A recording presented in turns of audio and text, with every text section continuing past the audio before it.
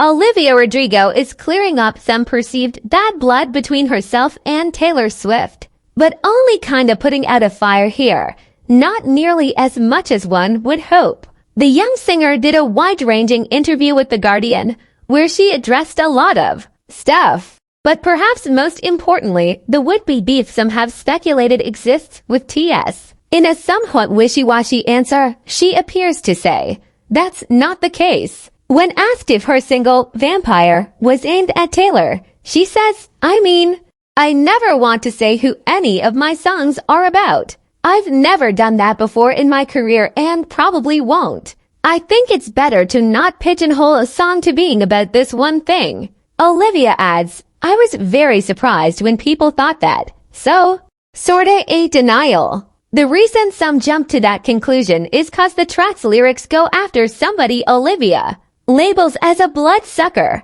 but in which way exactly was up for interpretation. The chorus goes, cause I've made some real big mistakes, but you make the worst one look fine. I should have known it was strange you only come out at night. I used to think I was smart, but you made me look so naive the way you sold me for parts, as you sunk your teeth into me.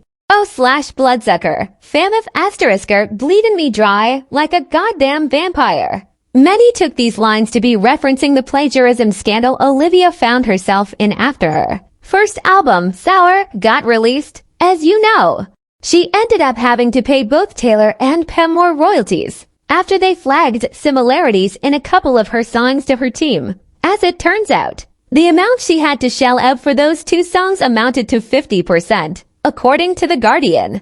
Many felt Olivia was done dirty in that whole saga, and those same people believed she was expressing her frustration to Tay-Day in that new single. Like we said, it certainly seems like Olivia is distancing herself from that characterization, but the fact she doesn't firmly stamp it out in clear terms is interesting. To say the least, Olivia reflected on that chapter, saying, I was so green as to how the music industry worked. The litigious side. I feel like now I know so much more about the industry and I just feel better equipped in that regard. It wasn't something I thought about too much. Even here, there's a tone of resentment over the fact she was gouged by well-established artists way bigger than her at the time. If she is mad at them, she's masking it well.